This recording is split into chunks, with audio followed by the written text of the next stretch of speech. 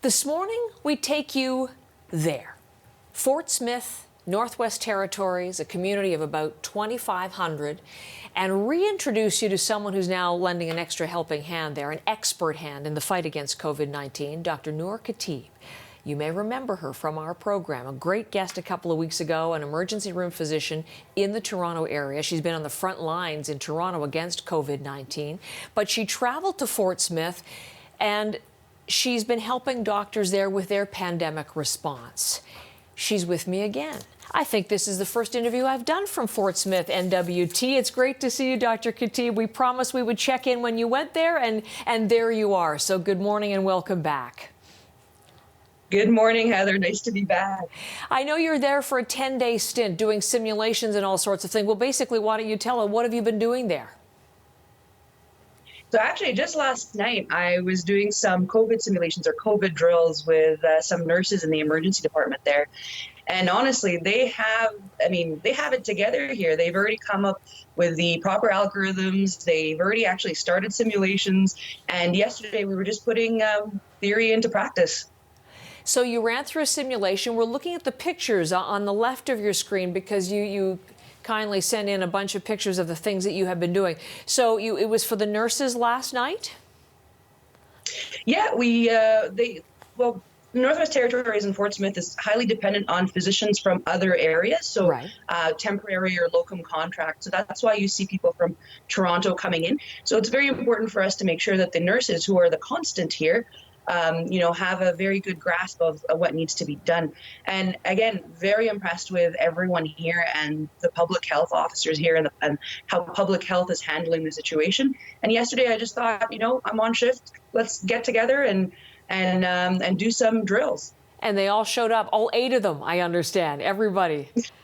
Yes, absolutely. A different environment from what you're used to in Toronto, of course. But that's really interesting because I did want to ask you your perception on what you were seeing when you arrived there in Fort Smith. How would you assess that part of the territory's preparedness and response to COVID-19?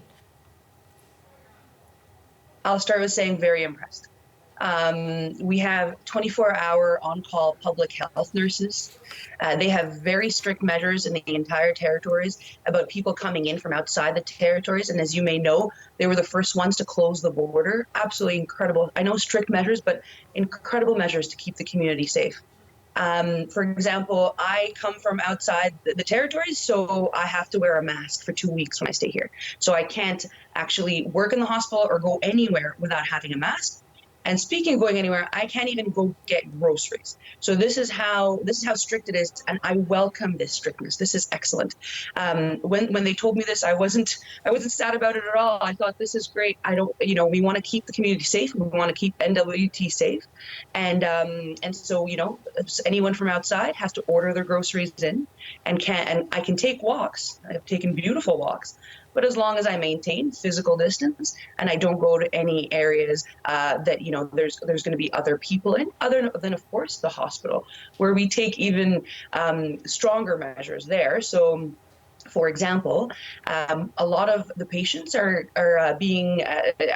consults are by phone. So a lot of my patients are booked by phone and I speak to them on the phone, but there is a few that have to come in physically. What I do is I actually have, after the nurse sees them and does the vital signs, I have a patient go in another room. So I'm 2 doors down, and I'm talking to the patient on the phone from 2 doors down. And I first explain to them that I'm right next door, but I just want to make sure that we limit contact for as much as possible. So, for example, I would do the entire history on the phone and tell the patient, okay, it's time for the physical exam. I'm going to pop in with my gloves and my full PPE for a very brief time, do the physical exam and leave. And this way we're keeping everyone safe. Because as I said, they're very dependent on outside doctors, on doctors who come in from Toronto and from other areas in Canada that do short-term contracts. And hence these heightened restrictions. You mentioned PPE, the concerns that you have dealt with down south. I mean, in terms of shortages of PPE, concerns about ventilators. Are you seeing any of those same issues there? I personally have not seen any major concerns with PPE. I brought my own extra precautions just in case, because I wasn't sure what to expect.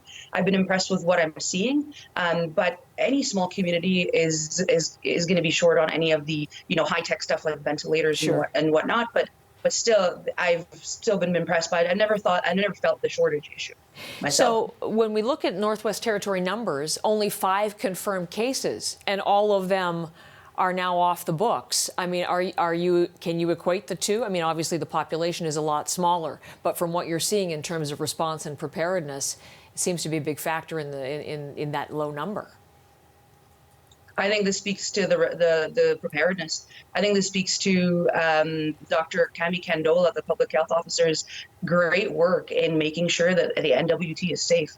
And yes, there was 5 cases and they've all recovered. So now it's a total of 0, which is fantastic. It's something to completely celebrate, but it means that the measures worked. It means that this is not the time that we should be lax about this.